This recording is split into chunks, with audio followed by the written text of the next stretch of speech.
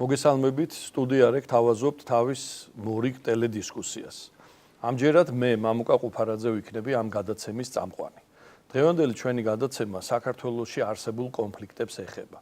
უფრო სწორედ რომ გითხრათ ამ კონფლიქტების ტრანსფორმაციას. კონფლიქტების ტრანსფორმაციაზე კი ჩვენს სახელმწიფო ინსტიტუტებთან ერთად მუშაობენ არასამთავრობო ორგანიზაციები. სწორედ არასამთავრობო ორგანიზაციების წარმომადგენლები გვეყოლებიან ჩვენ დღეს სტუდიაში და მათთან ერთად გავაშუქებთ კონფლიქტს სხვადასხვა ასპექტში. უნდა მოგახსენოთ, რომ არასამთავრობო ორგანიზაციებს ისევე როგორც ჩვენ სტუდიას უცხოური ფონდები აფინანსებენ. დღევანდელი ჩვენი გადაცემა კიდე დაფინანსებულია ევროკავშირისა და გაეროს ერთობლივი პროგრამა კობერმის მიერ. კობერმი კი თავის მხრივ ნიშნავს ნდობის აღდგენასა და ადრეული რეაგირების მექანიზმს. ახლა კი გაგაცნობთ ჩვენ სტუმრებს. როდამ ცომაია, მშვიდობისა და სამოქალაქო განვითარების ცენტრის აღმასრულებელი დირექტორი, ელიკო ბენდელიანი, მშვიდობისა და სამოქალაქო განვითარების ცენტრის გამგეობის თავმჯდომარე, რუსუდან ფუხაშვილი, კოალიცია დევნილთა უფლებებისათვის. ასევე ჩვენ სტუდიაში სტუმრად არიან ახალგაზრდები, რომლებიც დაინტერესებული არიან კონფლიქტების შესწავლით და მონაწილეობენ ამ პროექტებში. მაშ ასე, მოდი დავიწყოთ შენგან რუსუდან. კობერმი საერთოდ ჩვენ საზოგადოებას და არასამთავრობოებს მხარს უჭერს ძალიან საინტერესო და ორიგინალური პროექტებით. აი თქვენი პროექტიც, რამდენადაც მე ვიცნობ ამ პროექტს, არის ძალიან საინტერესო პროექტი, კრეატიული, რომლის სახელიც არის კომიქსებით მშვიდობისა და ნდობის აღდგენა. დიახ, ჩვენი პროექტი გულისხმობს არაფორმალური განათლების ერთ-ერთ მექანიზმს, ანუ ჩვენ შევარჩიეთ კომიქსები, რითიც ახალგაზრდა თაობას მივაწოდებთ ინფორმაციას ძალდაუტანებლად დემოკრატიულ ღირებულებებზე და ფასეულობებზე. მოგეხსენებათ სამხრეთ-ოსური საზოგადოება არა მარტივ მდგომარეობაში იმყოფება, ის პოლიტიკური გარემო, რომელიც იქს ახალგაზრდა თაობას თავისუფლების შეზღუდვის რაღაც ელემენტებს წარმოადგენს და კომიქსების მეშვეობით ხდება მათთვის ინფორმაციის მიწოდება. ერთი უნდა შეგაწყვეტინოთ, კომიქსები საერთოდ ჩვენი სინამდვილისთვისაც რაღაც ახალი ხილია, ხო, არ არის ეს ჩვენთანაც და ამ ესე იგი ამ ხელოვნების თუ კულტურის საგანმანათლებლო მიმართულებით ამის დანერგვა ალბათ პარალელურად მოხდება როგორც ჩვენთან, თქვენი პროექტიც ხელს უწყობს ამას, როგორც ჩვენთან, ისე მათთან, ხო? აი როგორ განახორციელეთ, როგორ დაუკავშირდით, როგორ იპოვეთ თანამოაზრეები, აი თუ შეიძლება ამაზეც გითხარით და მოგახსენებთ, პოსტსაბჭოთა სივრცეში ზოგადად კომიქსები ახლა იყრის ფეხს და პოპულარობა სულ უფრო და უფრო იძენს. ისინი მიმართულები არიან დემოკრატიული საზოგადოებისთვის დამახასიათებელი ღირებულებების წარმოსაჩენად. საქართველოში გუნდის შეკრება მოხდა ღია კონკურსის მეშვეობით. ჩვენ გამოვაცხადეთ ჯობს-ჯიზე საერთო კონკურსი და შევარჩიეთ მონაწილეები, სცენარისტები და მხატვრები, რომლებიც პროექტის ფარგლებში შექმნიან 9 კომიქსს. კომიქსები იქნება მიმართული ადამიანის უფლებებზე, იმ ღირებულებებზე და ფასეულობებზე, რომლებიც სამწუხაროდ სამხრეთ ოსეთისთვის ჯერჯერობით უცხო ხილია და თანამშრომლობით მოხდება, ხო, ამ კომიქსების დამზადება და იქ შერჩევა როგორ მოხდა? სამხრეთ ოსეთის ტერიტორიაზე შერჩევა მოხდა დახურული კონკურსით, ვინაიდან ღია კონკურსის ფარგლებში შესაძლებელი იყო და ამის რისკი არსებობდა, რომ მოხდებოდა რაღაც ზეგავლენა, ხელის შეშლა და აქედან გამომდინარე მოხდა უფრო პიროვნული კონტაქტების დონეზე კონკურსანტების შერჩევა. იქაც იქნა შერჩეული პროექტის კოორდინატორი, რედაქტორი. ამასთან ერთად მოხდა სცენარისტების და მხატვრების შერჩევა. აღსანიშნავია ის ფაქტიც, რომ მე მომიწია ჩასვლა რუსეთის ტერიტორიაზე, სამხრეთ ოსეთის მოქალაქეებთან შეხვედრა გავმართე. ჩვენთვის ეს სირთულე არ არის? ჩვენთვის ეს სირთულეს არ წარმოადგენს, ვინაიდან მე ვფლობ ორმაგ მოქალაქეობას. ერთ-ერთი ნდობის ფაქტორი იყო ის მომენტიც, რომ მე მათთან შეხვედრა გავმართე მოსამზადებელი შეხვედრა გავმართეთ ჩრდილოეთ კავკასიაში. თქვენ იყავით საზღვარგარეთ ბუდაპეშტში, სადაც ჩვენს გესტუმრეთ და ჩვენს გავაშუქეთ. ჩვენ ნახავთ ახლა ამ კადრებს და სანამ კადრებს ჩავსვავ, თუ შეიძლება მაყურებლისთვის იქნება საინტერესო, აი ბუდაპეშტში როგორ მოხვდნენ ცხინვალში აღებული რუსული პასპორტებით. ჩვენ ვიცით, რომ მათ აკრძალული აქვთ შენგენის ზონაში შესვლა. აი ეს როგორ გადაილახა ეს სირთულე? ამასთან დაკავშირებით ჩვენ მივმართეთ რუსეთში, მოსკოვში არსებულ უნგრეთის საელჩოს ჩვენი წერილებით და ასევე ჩვენი პარტნიორი ორგანიზაციის წერილით უნგრეთის ქართულმა ორგანიზაციამ. დიახ, ქართულმა ორგანიზაციამ მიმართა თხოვნით და მოწვევებით ასევე რომ ეს მონაწილეები იქნენ დაშვებული ყოფილიყვნენ უნგრეთში, შენგენში.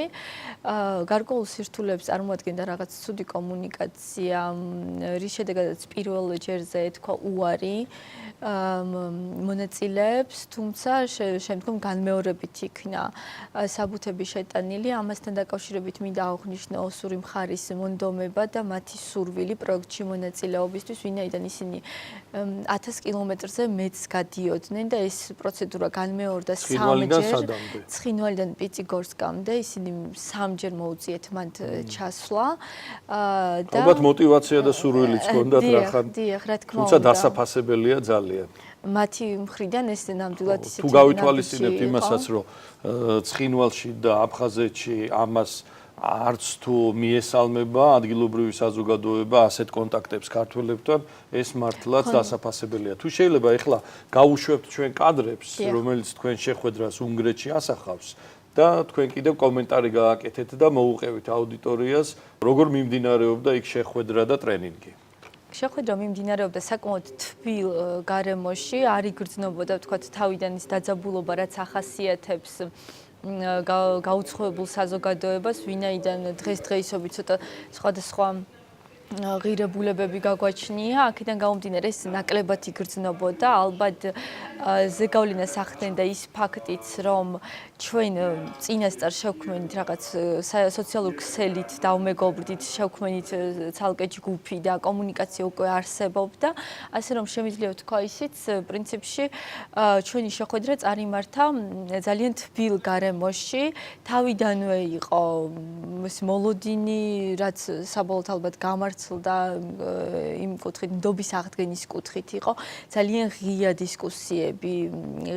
თავიდან არ იყო ეს პოლიტიზირებული, თუმცა მაინც იყო რაღაც კონკრეტული თემები, რასაც ძალიან სენსიტიურად განვიხილავდით და სწორედაც ეს მეგობრული გარემო უწყობდა ხელს კონფლიქტის არ ქონას ალბათ ძალიან თბილად მიმდინარეობდა ეს. და მომავალში ეს იყო მაინც ტრენინგი, მომზადება იმ მომავალი საქმიანობისათვის და მომავალში სად იქნება შეხვედრა, როდის იქნება და როგორ წარიმართება, ანუ დასკვნით ფაზაა ხო, რამდენადაც დიახ, ეს იყო პირველი ეტაპი პროექტის, რაც გულისხმობდა მოსამზადებელ სამუშაობს, ჯგუფის შექმნას, გაცნობას, საერთო იდეაზე საუბარს, ქართულმა გუნდმა მათ ესაუბრა კონკრეტულად კომიქსების შინაარსზე, იმ პერსონაჟებზე, რითიც მოხდებოდა ისტორიების შექმნა და გარკვეული ცვლილებების შეტანა იმ საზოგადოებაში და ახალგაზრდებში. ძირითადად ეს გუნდია, ვისაც ჩვენ მუშაობთ, ანუ ეს мотиваცია იყო. მათი მხრიდან იყო ძალიან მაღალი мотиваცია. შემდგომში შეხვედრა გაგრძელდება ერევანში, სადაც უფრო ფართო გუნდი იქნება წარმოდგენილი, უფრო მეტი მონაწილეთი, ეს იქნება მხატვრები და სცენარისტები ისევ და შექმნილი პროდუქციის, ანუ ნახევარი საქმიანობა იქნება შესრულებული, ნახევარი კომიქსები იქნება გამოცემული, მოხდება გაცვლა ამ კომიქსების და ახალ კომიქსებზე მუშაობა. დიდი მადლობა, ძალიან საინტერესოა ეს ყველაფერი. ახლა თუ შეიძლება ჩვენი გადაცემის მეორე ბლოგზე გადავალთ, ეს არის ახალი ამბების დაიჯესტი სამხრეთ ოსეთიდან და აფხაზეთიდან. ერთი თვის განმავლობაში რა საინტერესო ამბები, ახალი ამბები მოხდა იქ. ეს ახალი ამბები, რა თქმა უნდა, მთლიანად არ მოიცავს ამ თვეს, მაგრამ ეს ამბები არის სწორედ ის, რაც ჩათვალეს ჩვენმა კოლეგებმა, რომ ჩვენმა საზოგადოებამ უნდა იცოდეს. მოდი მოусმინოთ ახლა.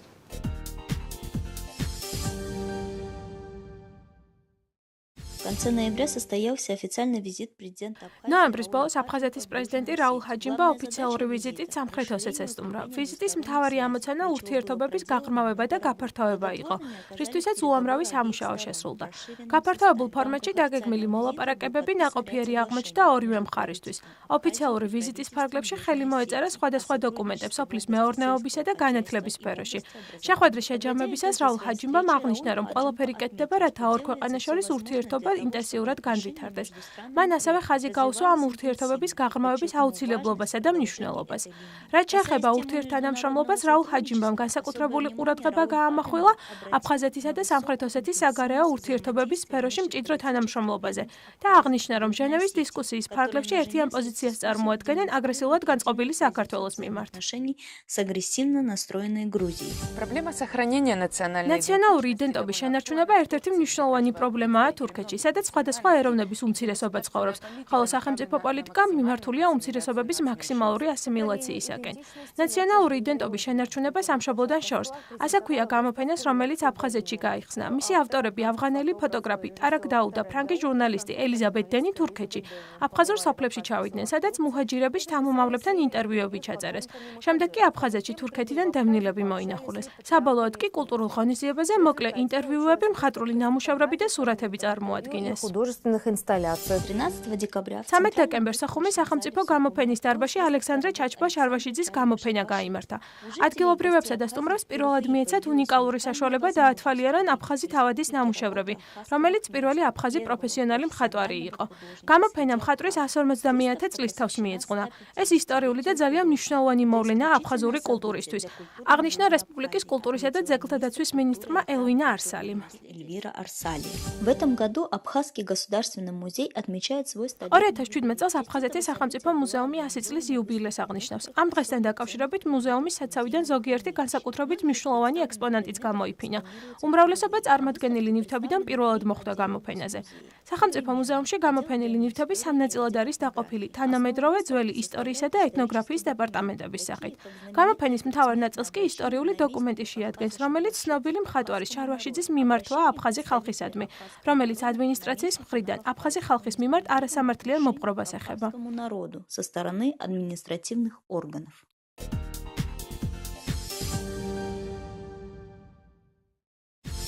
В рамках соглашения სამხრეთ ოსეთის საბრძოლო ნაწილების რუსეთის ფედერაციის სამხედრო ნაწილებში შესვლის შეთანხმების ფარგლებში რესპუბლიკის თავდაცვის სამინისტროს ჯარისკაცებს საშუალება მიეცემათ რუსეთის ფედერაციის ნომერ 4 სამხედრო ბაზაში კონტრაქტით იმუშაონ. სახელმწიფო დუმაში რატიფიკაციის შემდეგ კი შეთანხმება ძალაში შევა. თავდაცვის სამინისტრო მიიჩნევს, რომ სამხრეთ ოსეთის ჯარისკაცებისთვის ეს შეთანხმება კარგი შესაძლებლობაა, რათა ისარგებლონ ყველა იმ ბენეფიტით, რომელიც რუს ჯარისკაცებს ეხებათ. თუმცა რუსეთის ფედერაციის ნომერ 4 სამხედრო ბაზაში გადასვლისას წოდება და დამსახურებები მხოლოდ იმ ჯარისკაცებს გადაყვება, რომლებმაც განათლება რუსეთის უმაღლეს სამხედრო უნივერსიტეტში მიიღეს. Высших военных вузах Российской Федерации. в ходе встречи президента Анатолия Бибилова ანატოლი ბიბილოვი და რუსეთის ფედერაციის საგანგებო სიტუაციების მინისტრი ვლადიმერ პუჩკოვი მოსკოვში შეხვედრისას შეთანხმდნენ, რომ სამხრეთ ოსეთს სამაშველო სამუშაოებისთვის ორი ვერტმფრენი გადაეცემა. რესპუბლიკაში აუცილებელია ვერტმფრენების საგანგებო და გადაუდებელი სიტუაციების დროს სამაშველო სამუშაოების შესასრულებლად. განაცხადა სამხრეთ ოსეთის რესპუბლიკის საგანგებო სიტუაციების მინისტრმა ალან ტატაევმა. ვერტმფრენები აღჭურვილი იქნება ყველა საჭირო თანამედროვე მოწყობილობებით. ტატაევმა ასევე ისაუბრა რეზერვის შექმნაზე, რომელიც საგანგებო სიტუაციების ლიკვიდაციისთვის ყველაფრით იქნება უზრუნველყოფილი და დაამატა, რომ ამ საკითხშიც რუსეთის ფედერაცია ყველანაირ დახმარებას გაუწევს სამხრეთ osets. Окажет всеобъемную помощь МЧС Республики Южная Осетия. Завод стройматериалов в селе სამშენებლო მასალის მწარმოებელმა ქარხანამ სოფელ ირში სამუშაოები განაახლა. ამა წლის ივნისის თვიდან ქარხანამ ისევ დაიწყო პროდუქციით კერძო პირებისა და ორგანიზაციების მომარაგება. ეს ქარხანა 2 წლის წინ გაიხსნა, თუმცა ფუნქციონირება მალევე შეწყვიტა. მიუხედავად იმისა, რომ აქ წარმოებული პროდუქცია რესპუბლიკისთვის საჭირო იყო. ახლა ეს პრობლემა გადაჭრილია, შეიცვალა ქარხნის ხელმძღვანელობაც. ქარხნის დირექტორი სოსლან თედეევის დიდ ყურადღებას აქცევს გამოშვებული პროდუქციის ხარისხს, რათა კონტრაქტორ ორგანიზაციებმა მხოლოდ მათთან შეიძინონ საჭირო სამშენებლო მასალა. материалы только у них. большинство автовладельцев нашей სამხრეთ ოსეთის ავტომფლობელთა უმრავლესობას, რომლებმაც სადაზღვევო პოლისები რესპუბლიკაში არსებულ ერთ ერთადერთ სადაზღვევო კომპანიაში შეიძინეს, ეჭვი ეპარებათ ამ დოკუმენტის ეფექტურობაში. ბევრი ავტომობილი თვლის, რომ სამხრეთ ოსეთში გაცემული დაზღვევა უბრალოდ ქაღალდია, რომელიც მხოლოდ მეზობელ ქვეყნებთან საზღვრის გადალახვას ამარტივებს, რადგან ავტოსაგზაო შემთხვევისას სადაზღვევო კომპანია არ იღებს თავის თავზე ფინანსურ პასუხისმგებლობას. სადაზღვევო კომპანია იუგოსეთგოსტრახის დირექტორი ფელიქს ბეტიევი ირწმუნება, რომ მათ მიერ გაცემული პოლისი ოფიციალური დოკუმენტია, რომელიც მოქმედებს როგორც სამხრეთ ოსეთის, ასევე რუსეთის ტერიტორიაზე. Так и в России.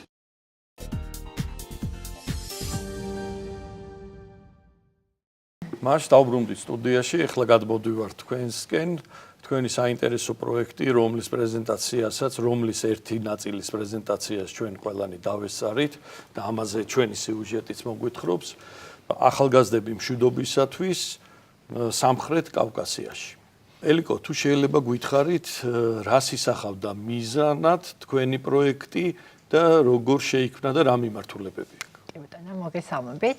ჩვენი პროექტი ახალგაზრდები მშვიდობისათვის სამხრეთ კავკასიაში დაფინანსებულია შვეიცარიული დონორი ორგანიზაცია ჰექსეპერის მიერ და ის უკვე წლებია, რაც ხორციელდება. პროექტი არის მრავალკომპონენტიანი და მასში ჩართული არის 4 არასამთავრობო ორგანიზაცია, ერთობლივად ვახორციელებთ. ეს არის საპატრიარქო საქველმოქმედო ფონდი ლაზარე, სომხური არასამთავრობო ორგანიზაცია სიუნიკი და საქართველოში აზერბაიჯანელ ქალთა კავშირი, რომლებიც ქვემო ქართლში მუშაობენ და ასევე რა თქმა უნდა ჩვენი ორგანიზაცია მშვიდობისა და სამოქალაქო განვითარების ცენტრი. პროექტი მრავალკომპონენტიანია, თუმცა მიზნად ისახავს სამხრეთ კავკასიაში მშვიდობის მშენებლობას და ყველა აქტივობა სწორედ ამითკენ ამიმართული. ჩვენი ერთ-ერთი ერთობლივი მთავარი კომპონენტი პროექტის არის სამშვიდობო ბანაკების ორგანიზება. ეს ბანაკები ყოველწლიურად იმართება საქართველოში და სომხეთში და მასში მონაწილეობას ღებულობენ ქართველი, სომეხი და აზერბაიჯანელი ახალგაზრდები. ჩვენ ჩამოყავს მოზარდები სომხეთიდან, ქვემო ქართლიდან, თბილისიდან და აფხაზეთიდან და ამ ახალგაზრდებს შესაძლებლობა ეძლევათ 10 დღის განმავლობაში ჩაერთონ როგორც საგანმანათლებლო, შემეცნებით, ასევე გასართობი ტიპის ღონისძიებებში და დაანგრიონ სტერეოტიპები, იფიქრონ მშვიდობის მშენებლობაზე და მოვახდინოთ გარკვეულწილად მათი ცნობიერების ამაღლება ამ მიმართულებით. ასეთ ბანაკებში მოხვედრილი ახალგაზრდები იცვლებიან სულ თუ შემდეგ აგრძელებენ რაღაც სხვა პროექტებში ჩართვას. ჩვენ ყოველწლიურად თვითონ ბანაკის მონაწილეები ყავს ახალი მონაწილეები, და იგივე მონაწილეები არ ყავს, თუმცა ჩვენ ასევე ყოველწლიურად ვარჩევთ ლიდერებს და ლიდერების ახალ ნაკადს ვამზადებთ ბანაკისათვის. ჩვენ მონაწილეები ხშირ შემთხვევაში შემდეგ ლიდერები ხდებიან ჩვენი ბანაკის და ასევე ჩვენ გვაქვს ბანაკის შორის აქტივობებს ესე ვეძახით, როცა იმ პერიოდში, როცა ზაფხულიდან ზაფხულამდე ჩვენ ვმუშაობთ, ჩვენი ლიდერები მუშაობენ შიგნით საზოგადოებაში, სკოლებში, მოსწავლეებთან, მათ უტარებენ შემეცნებით ტრენინგებს, კონფლიქტებთან დაკავშირებით. ასევე გვაქვს ხატვის კონკურსი, გვაქვს ფილმის ჩვენება და დისკუსია და ყველა ეს თემა, რა თქმა უნდა, სამშვიდობო თემატიკის ირგვლივ და გვაქვს შესაძლებლობა ახალგაზრდებისთვის მათი სამშვიდობო ინიციატივებს დაუჭიროთ მხარი და მცირე საგრანტო კონკურსს ვაცხადებთ ხოლმე, სადაც მათ ვაძლევთ გარკვეულ თანხას მათი ინიციატივების განხორციელებისთვის. მაგალითად რა კონკურსები იყო თუ შეიძლება? მაგალითად ჩვენ ძალიან საინტერესო იდეები შემოგვდის ხოლმე, ქონდა სამშვიდობო ფლეშმობი, მოხატეს გაჩერებები სამშვიდობო თემატიკით, ჩაატარეს შემეცნებითი ღონისძიებები, ლაზარემ გააკეთა ბორჯომში დევნილთა დასახელების კონცერტი გააკეთეს ახალგაზრდების ინიციატივით, აქ უკვე ჩვენ არ ვერავით, ჩვენ მხოლოდ მათ მხარს ვუჭერთ ფინანსურად და მათი ინიციატივები ხორციელდება.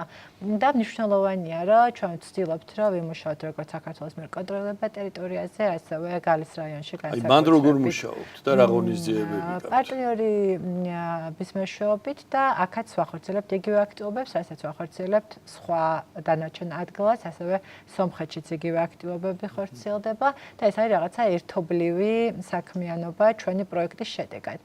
დიდი მადლობა. ახლა მინდა როდამს ვკითხო განათლების მიმართულებით რა აქტივობები გაქვთ, ვიცი რომ საზოგადოებრივ საქმეთა ინსტიტუტშია თქვენი აქტივობა. დიახ, ჩვენ 2017 წლიდან სატესტო რეჟიმში ჩავუშვით, შეიძლება ესე თქვა, სალექციო კურსი, თუმცა ამას საფუძვლად ედო, როგორც უკვე ელიკომ აღნიშნა, ეს პროექტი უკვე მრავალი წელია ხორციელდება, თუმცა ამ სამწლიან ფაზას 2015-2017 წლის ფაზას დაემატა ახალი კომპონენტი, რომელმაც პროექტი პრინციპში სოციალურ პოლიტიკურ დონეზე აიყვანა. ეს იყო სემინარ დისკუსიებისა და მრგვალი მაგიდების კომპონენტი, რის მეშვეობითაც ჩვენ მუშაობთ ასევე ყველა იმ აქტივობასთან ერთად, რომელიც უკვე ელიკომ ჩამოთვალა.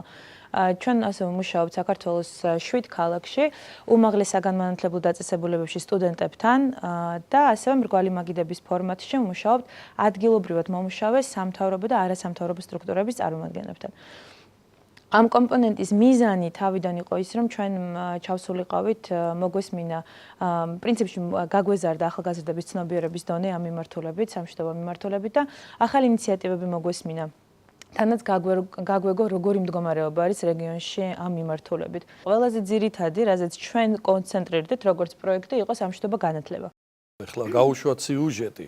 დიახ. ჩვენი ჟურნალისტების მიერ მომზადებული და შემდეგ თუ შეიძლება თქვენი კომენტარიც მოვისმინოთ.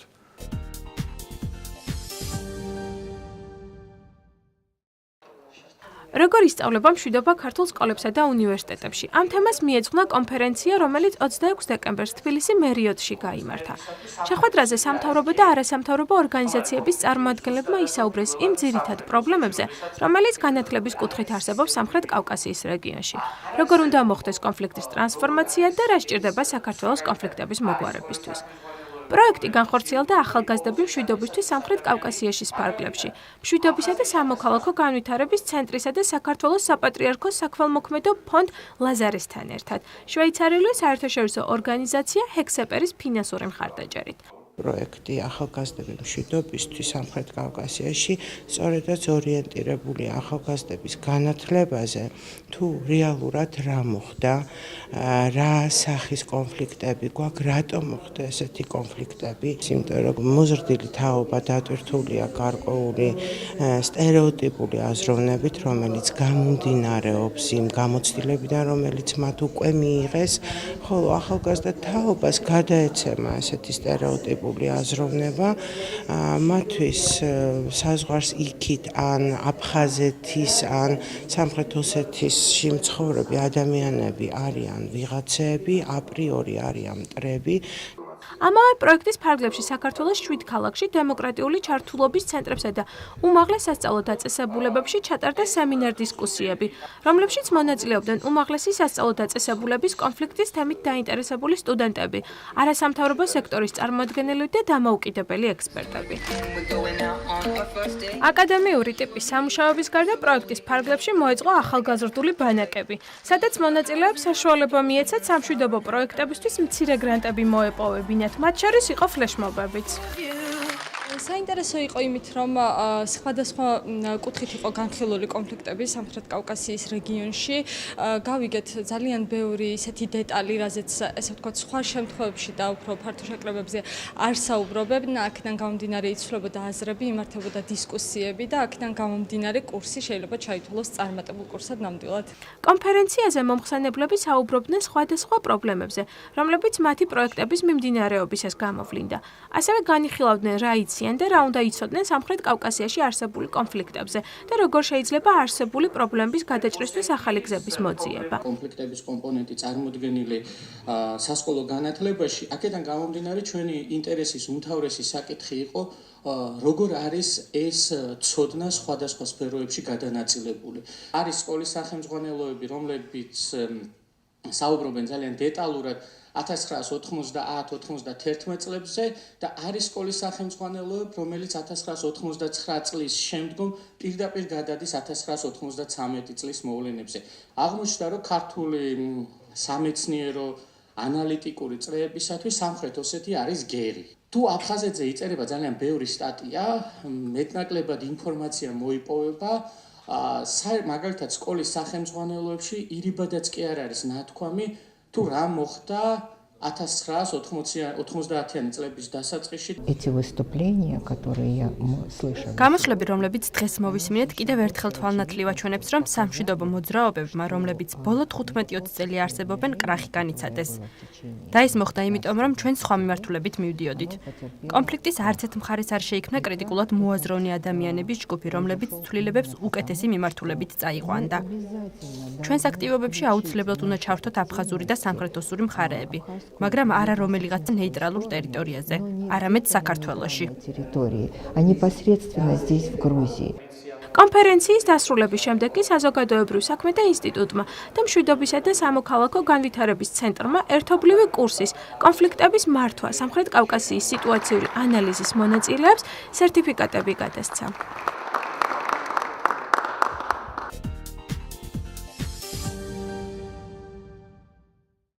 აი რა პრობლემას ემსახურება ეს, უფრო რომ გავხსნათ ფრჩხილები, ის რომ ჩვენ ცხოვრობთ ქვეყანაში, სადაც კონფლიქტი აგერ საუკუნის მეოთხედზე მეტია ვითარდება და მისი მოგვარებისკენ კი არა პირიქით უფრო რთულდება და მძიმდება ჩვენი კონფლიქტი.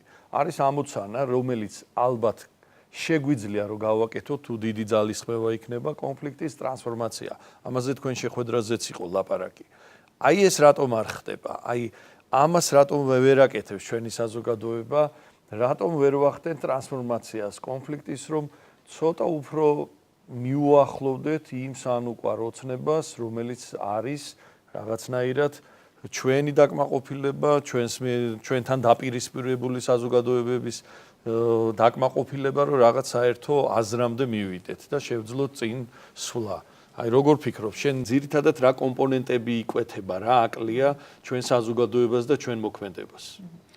რა თქმა უნდა, როცა ჩვენ საუბრობთ ჩვენს ქვეყანაში არსებულ კონფლიქტებზე, შეუძლებელია დავაიგნოროთ ის, რომ ჩვენ შორის დგას მესამე ძალა და ეს ყველა ჩვენგანი ამას ვაღიარებთ და ვიცით, თუმცა არ შეიძლება ჩემი აზრით, ჩემი პირადი პოზიცია მხოლოდ რუსეთისკენ გავიშვიროთ ხელი და ჩვენ თვითონ არ შევეცადოთ, რომ ვეძებოთ მიზეზები კონფლიქტის და დავიწყოთ ფიქრი. რუსეთის გარეშეც ჩვენ გვაქვს კონფლიქტი. ჩვენ გვაქვს კონფლიქტი პირველ საზოგადოებებთან. საზოგადოებებთან და ჩვენ პირველ რიგში ეს უნდა ვაღიაროთ. სამწუხაროდ მე რასაც ვხედავ ჩვენი მუშაობის შედეგადაც შეხვედრებდანაც ჩვენ საზოგადოებას ბოლომდე ჯერ ეს კიდე არაა გათვითცნობიერებული. და ჩვენ აუცილებლად პირველ რიგში უნდა ვაღიაროთ ეს და მე უნდა დავიწყოთ უკვე ბრძოლა ამ მიზეზებთან და დავიწყოთ მუშაობა ამ მიმართულებით, იმიტომ რომ შეუძლებელია საზოგადოებების შერიგება თუ არ მოხდება ჩვენ შორის გარკვეული კომუნიკაცია, კონტაქტი, თუ არ მოხდება ინფორმირებულობის გაზრდა. როდამ მოყვა ისაუბრა იმაზე თუ რა პრობლემები ვნახეთ ჩვენ როცა ჩავდიოდეთ რეგიონებში და როცა ვმუშაობთ დედაქალაქში. ორ მიმართულებით გვაქვს მნიშვნელოვანი პრობლემა. ერთი ეს არის კონტაქტების ნაკლებობა და კომუნიკაციის ნაკლებობა მეორე მხარეს მცხოვრებ ადამიანებთან და მეორე ეს არის ინფორმაციის ნაკლებობა. ჩვენ რეალურად დღეს ძალიან ნაკლები ინფორმაცია გვაქვს. როგორც თვითონ ისტორიულ ნაწილზე რა მოხდა და ასე შემდეგ, ასევე დღეს რა ხდება. დღეს როგორ ცხოვრობს ის საზოგადოება და ასე შემდეგ. ამიტომ სამუშაო და გასაკეთებელი. ეს შეგვიძლია რა ჩვენ რო ეს ინფორმაცია მივიღოთ. ამაზე რო ვიმუშაოთ, კვლევები რო ჩავატაროთ, ეს მაინც ხო შეგვიძლია რო გავაკეთოთ. ნამდვილად ამაზე არის საუბარი. ჩვენ ეს შეგვიძლია დღეს ამაში არავინ ხელს არ გვიშლის, რომ ჩვენ ვიმუშაოთ ამ მიმართულებით. და სამწუხაროდ ამ მიმართულებით ჯერ კიდევ ძალიან ბევრი გვაქვს გასაკეთებელი და ამას კიდევ ერთხელ ცხადყოფს ის ჩვენი მუშაობა და ზოგადად ალბათ თქვენ ყველანი ხართ ჩართულები და იცით რომ ეს პრობლემა გვიდგას.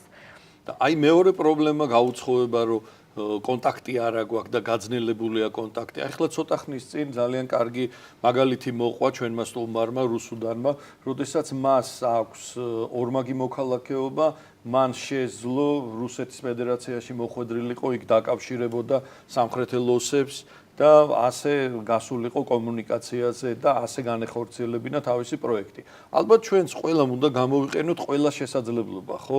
რაღაც ნათესაური, მეგობრული, როდესაც ასეთი სამოქალაქო დიალოგის ფარგლებში ვხვდებით სხვადასხვა ბანაკებში.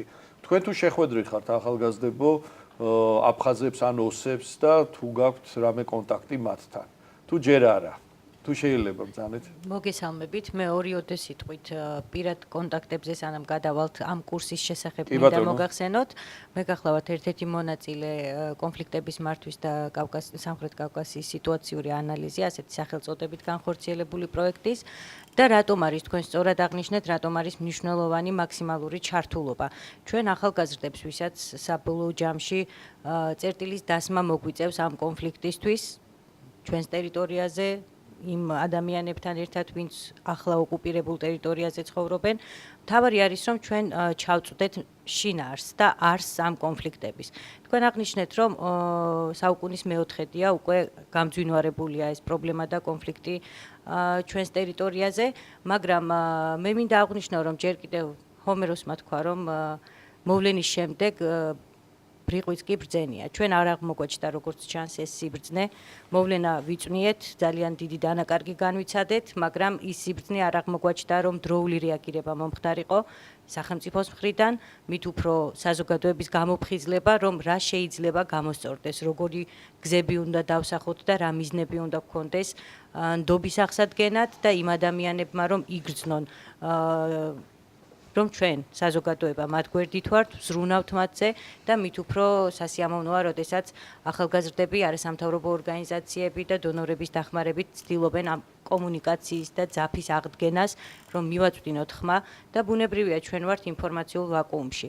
ჩვენი საზოგადოებაც ინდიფერენტული გახდა თითქოს ამ კონფლიქტების მიმართ და თქვენი სიუჟეტი იყო ძალიან საინტერესო ამ მხრივ და ესეთი ნიშანდობლივი, რომ აფხაზეთის ეგრეთ წოდებული მთავრობა სამხრეთ ოსეთის მხარესთან აფორმებს თანამშრომლობას საგანმანათლებლო კუთხით, მათ შორის მიდის მემორანდუმების ხელმოწერა, რომ თითქოს გააქტიურონ და ორ ქვეყანას შორის აქტივობა გვაჩვენონ და ეს უნდა ვიცოდეთ და ამას ხშირად უნდა ვნახულობდეთ ჩვენი საზოგადოება, რომ მიხვდეს რა სიმძიმის და რა ტრაგედიასთან გვაქვს საქმე. საბოლოო ჯამში ჩვენ ყველანი ერთად შევძლებთ, რაც უფრო მეტი იქნება ჩართულობა თქვენი მხრიდან, გაშუქება რაც მთავარია და საზოგადოების გამოფხიზლება, რომ ამ ახალგაზრდებს, რომლებიც ესეთ დიდ შრომას დებენ ამ ყველაფერში, დაუფასდეთ და რაც მთავარია, ამაში კიდევ უფრო მეტი ადამიანი იყოს ინტეგრირებული და ჩართული.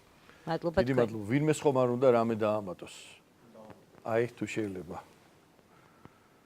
წარმოადგინეთ თქვენი თავით. მოგესალმებით. მე ვარ ამ კურსის ერთ-ერთი მონაწილე და მინდა ხაზი გაუსვა იმას, რომ ის პრობლემა, რაც მდგომარეობს კონფლიქტის ვერ ტრანსფორმირებაში, გამოწეულია სწორედ იმით, რომ ქართულ საზოგადოებაში, ქართულ ახალგაზრდობაში არ დგას ეს საკითხი პირველ პლანზე, პრობლემა არის პირველ პლანზე წამოწეული და ეს გადაწეულია რაღაც მეორე, მესამე ხარისხოვან პრობლემად. ჩემი აზრით, მსგავსი აქტივობები, მსგავსი პროექტები განსაკუთრებით საგულისხმო და მნიშვნელოვანია ამ საკითხში, რადგან პირადად ჩემი გამოცდილება რომ გაგიზიაროთ ამ პროექტში ჩართვის შემდეგ გაცილებით მეტი ინფორმაცია მივიღე რა თქმა უნდა და გაცილებით ახლოდან დავინახე ის სიტუაცია, რაც რეალურად არსებობს საქართველოს კონფლიქტურ სიტუაციებში და მინდა აღვნიშნო, რომ რაც მეტი ახალგაზრდა ჩაერთვება ამაში, ეს იმას ნიშნავს, რომ უფრო მეტი დისკუსია იქნება ამაზე, პრობლემა გახდება წამოიწევა და რაც მეტი საუბარი იქნება ამის შესახებ და ინფორმაცია ექნება ახალგაზრდებს, ეს გამოიწვევს იმას, რომ საზოგადოება დაიწყებს პირველ რიგში ამაზე ფიქრს, არა მხოლოდ სამთავრობო დონეზე იქნება ეს ამოწეული, არამედ საზოგადოების დონეზე და იგივე სახალხო დიპლომატიის როლიც რომ აღვნიშნოთ ამ საკითხში, ერთ-ერთი მთავარია ჩემი აზრით, რომლის გარეშე წარმოუდგენელი იქნება ამ კონფლიქტის მოგვარება. მადლობა. მადლობა. აი თქვენ მაგალითზე მინდა გკითხოთ. თქვენ თქვით, რომ მეტი ინფორმაცია მიიღეთ, მაგრამ მაინც რაღაც შეგეცვალათ შეხედულება რამე კონკრეტულ მოვლენაზე თუ რაღაც მოქმედებაზე.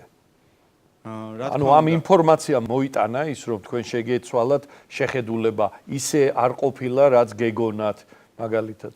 კი, ან პროექტის ფარგლებში შემდეგ ჩავედი სომხეთში ყარაბაღის კონფლიქტის განვიხილეთ, თუმცა მინდა აღვნიშნო ის, რომ იმ ადამიანებთან შეხვედრა, რომელსაც პირადი კონტაქტი აქვს აფხაზებთან, ოსებთან, თუნდაც ელიკომ გაგვიზიარა ძალიან კარგი გამოცდილება და სიტუაცია მისი თვალით ანახული გითხრა თუ რა ხდება იქ და ჩემთვის იყო სრულად ახალი ის, რომ ჩვენ როგორც პირადად მე და ჩემი მეგობრები ჩვენი გადმოსახედიდან ვუყურებთ ამ კონფლიქტს, როგორც აუცილებლად უნდა მოგვარდეს ეს ჩვენ რაღაც უნდა გავაკეთოთ ამისთვის, მაგრამ იგივე აფხაზეთის მხრიდან შოკი იყო ერთგვარი, რომ ანუ ტრებათ რომ აღვიქვამენ, რა თქმა უნდა ვიცოდი ეს, მაგრამ ასეთ დონეზე თუ იყო გაუცხოება საზოგადოებაში. ვისგან მიიღეთ ეს ინფორმაცია? პროექტის განმავლობაში იმ ადამიანებისგან, რომელსაც აქვთ პირადი კონტაქტი, რომლებიც ჩახედულები არიან და პირადად იცნობენ აფხაზ და ოს ახალგაზრდებს და აქვთ მე სამწუხაროდ არ მქონია ამის შესაძლებლობა, მაგრამ დიდი სიამოვნებით ჩავერთობოდი და მოუწოდებ კიდევაც თუ ექნება რომელიმე ახალგაზრდას ამის საშუალება, რატომაც არა, ჩვენ წვლილი უნდა შევიტანოთ ამაში. და ეს სიტუაცია რაღაცნაირად შევცვალოთ, რომ არ იყოს დაძაბული მდგომარეობა, არ იყოს ომის რეჟიმში არ ვიყოთ, კონფლიქტის რეჟიმში არ ვიყოთ და დიალოგი დაიწყოს ხალხთა შორის. დიდი მადლობა. ვინმე სხვა არ უნდა დამატება გთხოვთ? მოგд მოკლედ მეგობრებო. მოგესალმებით, მე ვარ არასამთავრობო ორგანიზაცია მშვიდობიანი მომავლისთვის დამფუძნებელი და მუშაობთ ამ საკითხებზე. მე მაქვს მონაწილეობა მიღებული სხვა პროექტებში და ღონისძიებებში, რომლებიც ეხებოდა ძირითადად ამ საკითხებს სწორედ და ჩემი გამოცდილებიდან შემიძლია გითხრათ, რომ ძირითადი პრობლემა ამ საკითხში არის ის, რომ საზოგადოებებს, ანუ ქართულ საზოგადოებას ორსულს და აფხაზურს ერთმანეთს არ ესმის. ეს არის სამი განსხვავებული საზოგადოების ინტერესი, რომლის შეჯერებაც რაღაც მომენტში ვერ მოხერხდა. და არც ვცდილობდით, რომ ეს შეგვეჯერებინა ჯერ კიდევ კონფლიქტის დაწყების დღიდან, ესე ვთქვათ. სწორედ ამიტომ ძირითადად ჩვენ საუბრობდით ჩვენ ინტერესებზე და ამის წინაპლანზე წამოწევას ვცდილობდით ყოველთვის. აი ამან წარმოშვა ეს კონფლიქტი და დღესაც საზოგადოებაში არის როგორც ცუდი მაგალითები ამის ოსურ და აფხაზურ საზოგადოებაში ურთიერთობების ცუდი მაგალითები, ასევე არის კარგი მაგალითებიც პირადად მე ვარ ახალგორიდან და მე მაქვს ესე ვთქვათ ის მაგალითები, რომლითაც შეგვიძლია ვთქვათ, რომ არ არის ესეთი ძალიან ცუდი განწყობა ქართველების მიმართ და შეიძლება რაღაცის შეცვლა. თუ სწორი მიმართულებით წავალთ და ყველაფერს პოლიტიკაში არ გადავიდანთ. მადლობთ.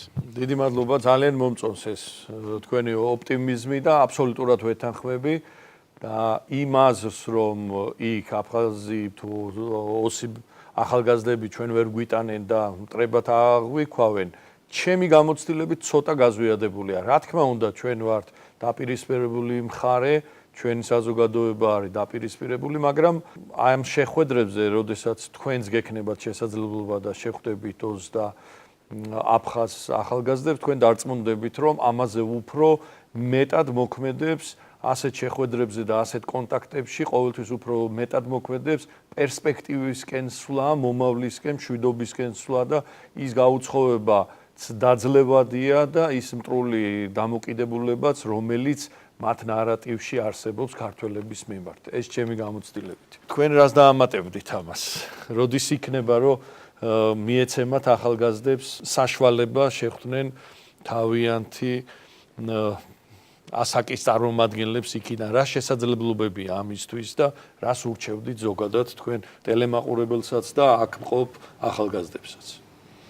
სამწუხაროდ ჩვენი პროექტის ფარგლებში არ გვაქვს შესაძლებლობა, რომ მოვაწყოთ ესეთი ორმხრივი შეხვედრები, რადგან მოგეხსენებათ, რომ ეს გარკვეულ რესურსებთან არის დაკავშირებული ნეიტრალური ტერიტორიის მოძიება, სადაც შესაძლებელი იქნებოდა შეხვედრა, ამიტომ ამ ეტაპზე ჩვენ ამას ვერ ვახერხებთ, თუმცა ჩვენი ორგანიზაცია მუდმივად ცდილობს, რომ იყოს ჩართული სხვა პროექტებში, სადაც არის საერთაშორისო ორგანიზაციების მიერ ორგანიზებული, ან ადგილობრივი ორგანიზაციების მიერ ორგანიზებული, რომ გქონდეს მუდმივი კავშირი, კონტაქტი და ასევე ჩვენ, როგორც ვთქვი, პირდაპირაც გვაქვს ურთიერთობა და ვცდილობთ, რომ გარკვეულწილად აი ახალგაზრდებიც ჩავთვათ თუნდაც სხვა ორგანიზაციების მიერ ორგანიზებულ პროექტებში.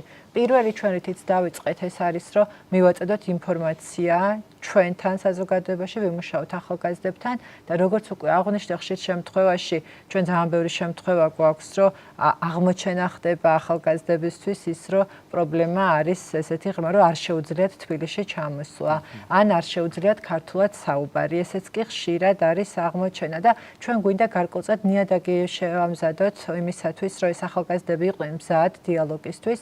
მე აბსოლუტურად გეთანხმებით და მე არ მივიჩნევ, რომ იქ მტრებად აღვიქვამენ, თუმცა ფაქტია, რომ ჩვენ ნდობის აღდგენა უნდა დავიწყოთ.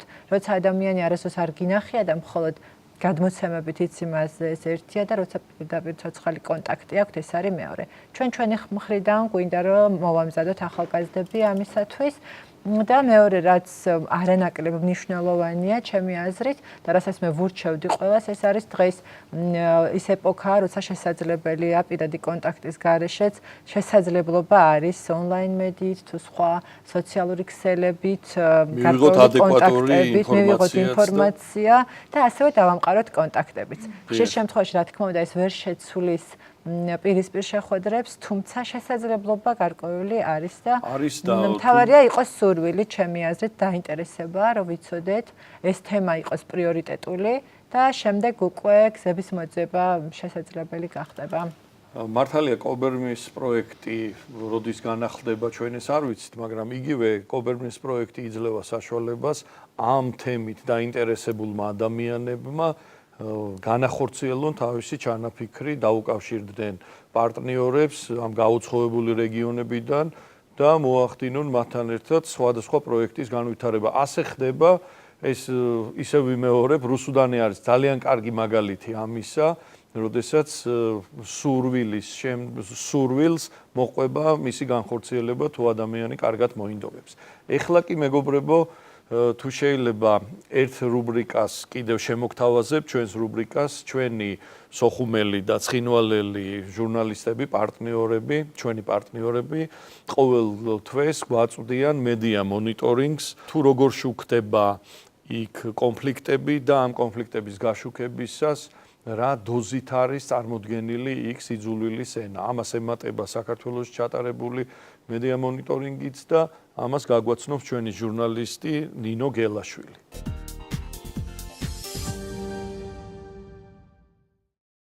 მოგესალმებით, ჩვენი აფხაზი კოლეგა გვაწვდის ინფორმაციას თუ როგორ შუქდებოდა საქართველოს თემატიკა აფხაზურ მედიაში. სახელმწიფო საინფორმაციო სააგენტო წერს, რომ აფხაზეთის დე-ფაქტო რესპუბლიკის პრეზიდენტი რაულ ხაჯიმბა საერთაშორისო ორგანიზაციების ანგარიშებში მოხვდა. პუბლიკაციაში ნათქვამია, რომ თუ საერთაშორისო საზოგადოება აღარ ისაუბრებს ეგრეთ წოდებული ტერიტორიული მთლიანობის შესახებ, მეტი წარმატების მიღწევა შეიძლება. აფხაზურ მედიაში კვლავ აქტუალურია შოტლანდიაში ქალაქ კილმარნოკში აფხაზეთის ომის მემორიალის შესახებ დისკუსია. აფხაზეთის დე-ფაქტო საგარეო საქმეთა მინისტრის დაურ კოვეს განცხადებით, ისინი არ დაუშვებენ, რომ ქვეყნის პატრიოტების სახელები მტრის გვერდით ეწეროს. მისივე თქმით, ქართული მხარის განცხადებები ძეგლის დემონტაჟის შესახებ ნეგატიურად აისახება სამშვიდობო პროცესზე. 20 ნოემბერს ამერიკის შეერთებულმა შტატებმა მიიღო გადაწყვეტილება საქართველოსთვის ჯაველინის ტიპის ტანკსაწინააღმდეგო სისტემების მიყიდვის შესახებ. პუბლიკაციაში ნათქვამია, რომ მართალია ქართული მხარის განცხადებით იარაღი თავდაცვისთვისაა, ეს ფაქტი აფხაზურ საზოგადოებაში სერიოზულ შეშფოთებას იწვევს. ჩვენ არაერთხელ მივაყარეთ ყურადღება ნატოს ეგიდით საქართველოში ჩატარებულ ერთობლივ სამხედრო წვრთნებს. ქართული მხარის თავშეკავება არ მოაწეროს ხელი ძალის არ გამოყენების შესახებ შეთანხმებას გვაიძულებს ვიფიქროთ, რომ საქართველოს სერიოზულად ფიქრობს სამხედრო შურისძიების შესახებ, ნათქვამია სტატიაში. ქართულ მედიაში გასულ თვეს აფხაზების და ოსების მიმართ სიძულვილის ენას არ შევხვედრივართ. რაც შეეხება თემებს, დისკუსია გამოიწვია აფხაზეთსა და სამხრეთ ოსეთში ტვირთების მოძრაობის თემამ. ტვირთების მოძრაობას შვეიცარიული კომპანია გააკონტროლებს. პრემიერ-მინისტრის გიორგი კვირიკაშვილის განცხადებით, ფორსმაჟორულ სიტუაციებში ტვირთები ლარსის ნაცვლად როკის გვირაბის და ცხინვალის გავლით იმოძრავებენ და მესამე ქვეყნის ტვირთებით სამხრეთ ოსეთის გავლით გადაადგილდება. ოპოზიცია ეჭვობს, რომ სატრანზიტო ტვირთების გატარების შემდეგ საქართველოს ხელისუფლება აფხაზეთის გავლით სარკინიგზო მიმოსვლის აღდგენასაც დათანხმდება. რუსეთის მთავრობამ სამხრეთ ოსეთის ცალკეული ქვედანაყოფების რუსეთის შეიარაღებული ძალების შემადგენლობაში შესვლის შესახებ შეთანხმებას მხარი დაუჭირა. შეთანხმება რუსეთის პრეზიდენტს ვლადიმერ პუტინს გადაეგზავნა თავის მხრივ ვლადიმერ პუტინმა დოკუმენტი რატიფიცირებისთვის პარლამენტს წარუდგინა. დე-ფაქტო ეს ასე იყო, ახლა შეიძლება ითქვას, რომ ხდება კრემლის ერთი უჯრიდან მეორე უჯრაში დოკუმენტის გადადება და მეტი არაფერი, რაც რა თქმა უნდა არის უკანონო და სხვა არაფერი, ასე ეხმაურება პარლამენტის თავდაცვისა და უშიშროების კომიტეტის თავმჯდომარე ირაკლი სესიაშვილი. ოპოზიცია კი მთავრობას რეაგირებისკენ მოუწოდებს. აფხაზეთში მდებარე რუსულ სამხედრო ბაზაზე 100-ზე მეტი რუსული საბრძოლო მანქანა გამოჩნდა. ამის შესახებ ამბები ჯი რუსულ მედიაზე დაყრდნობით წერს. ბოლო 3 წლის განმავლობაში ეს ყველაზე დიდი რაოდენობაა, რაც კი აფხაზეთში რუსეთს საკუთარ სამხედრო ბაზაზე შეუყვანია. აუცილებელია შეიცვალოს ვითარება აფხაზეთსა და ცხინვალის რეგიონში და რუსეთ-საქართველოს შორის დამოკიდებულებას სამართლიანობასა და ურთიერთპატივისცემას დაემყაროს. ამის შესახებ საქართველოს კათოლიკოს პატრიარქმა ილია მეორემ რუსეთის ეკლესიის წმინდა სინოდის სხდომისა და პატრიარქობის აღდგენის 100 წლის თავისადმი მიძღვნილ იუბილესთან დაკავშირებით გავრცელებულ სიტყვაში ისაუბრა. ამბები ჯი აგრძელებს სტატიებს აფხაზეთში ნარკომანიის პრობლემის შესახებ. მედია საშუალება აფხაზეთში მაწანწალად ძაღლებთან ბრძოლასა და დელფინების მასობრივ სიკვდილიანობაზეც ამახვილებს ყურადღებას. დღეისთვის სულ ეს იყო. იანვარში ჩვენ გავაგრძელებთ მედია საშუალებებზე დაკვირვებას და შედეგებს მომდევნო გადაცემაში გაგაცნობთ. მე ამ დროინდა გემშვიდობებით ნახვამდის.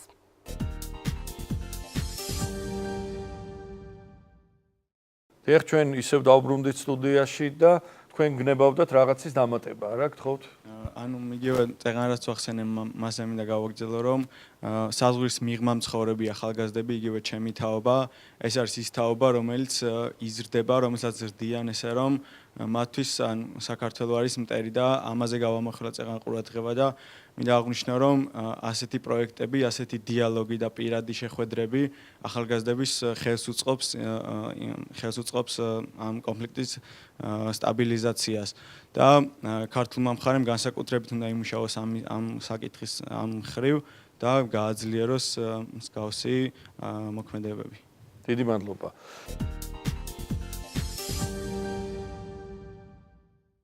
ეხლა კი სანამ დავამთავრებთ ჩვენი გადაცემის ბოლო ბლოკი, ეს არის კვიზი, მე დაგისვავთ თქვენ კითხვას და თუ შეძლებთ მიპასუხეთ. აფხაზური გვარი აჩბა და ჩაჩბა როგორ მოიხსენიება ქართულ სინამდვილეში? უნდა დავეხმარო თქვენს, ახლა გადმოვედით უკვე. აბა უთხრათ სწორი პასუხი ბავშვებს. ანჩაბაძე, აჩბა და ჩაჩბა შერვაშიც. შერვაშიც. წარმოგიდგენიათ რა საინტერესოა ეს ყველაფერი. შეიძლება დავამატო და სიტყვით ანუ ჩვენი მუშაობის შედეგად სწორედ ეს გამოვლინდა. არაერთ დიალოგში მეგვიღია მონაწილეობა, ვიცით როგორი მომზადებულები მიდიოდნენ ჩვენი მხრიდან ქართველები, შეიძლება ასე ითქვას და ჩვენთვის პრობლემატური არის ის, რომ ძირითადად ახალგაზრდების ცნობიერება არის გაჟღენთილი ამ ჭორებზე, მითებზე დაყრდნობით და არანაირი აკადემიური სარჩული ამას არ აქვს. ანუ მათ არ აქვთ არც სამწუხაროდ, არც წყაროები არ არსებობს, რაც ბატონმა დავითმა ისაუბრა ჩვენს კონფერენციაზე, რომ არ არსებობს არც წყაროები, რაზეც შეიძლება რომ დაეყრდნონ.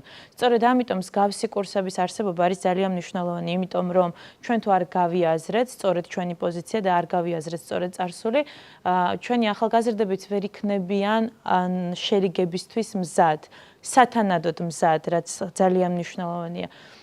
სწორედ ეს იყო მიზანი ჩვენი კურსის, რომ მაქსიმალურად აგვემაღლებინა ახალგაზრდების ცნობიერება და ჩვენი დონორის მოთხოვნაც იყო, რომ ინფორმაცია ყოფილიყო მაქსიმალურად ობიექტური. აქედან გამომდინარე, ის რომ ესეთი კურსი ტარდება საქართველოში არ ნიშნავს იმას, რომ ჩვენ თავს ვახვევთ, ჩვენს ახალგაზრდებს რაღაცა ერთ პოზიციას და არ ვცდილობთ, რომ მაქსიმალურად ობიექტურად შევხედოთ იმ რეალობას, რომელიც არსებობს დღეს სამხრეთ კავკასიაში.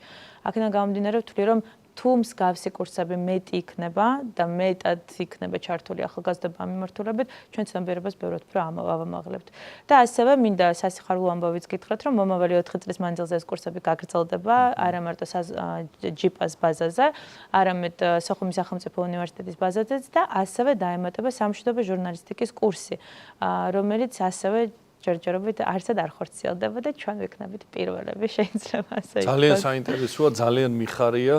და დარწმუნებული ვარ, რომ ასეთი მეცადინეობებით მართლა მოვახერხებთ ჩვენ კონფლიქტის ტრანსფორმაციას და არ დაგვიდგება ის ეტაპები, რაც უახლოეს წლებში ხდებოდა, რომ ჩვენ ვიღლებოდით, ჩვენი ხელისუფალი იღლებოდა ხოლმე სამშვიდობო მოქმედებებით და გადადიოდა ხშირად აგრესიაზე ან ებმებოდა აგრესიულ ხლართებში. დიდი მადლობა მეგობრებო მობრძანებისთვის, საინტერესო საუბრისთვის.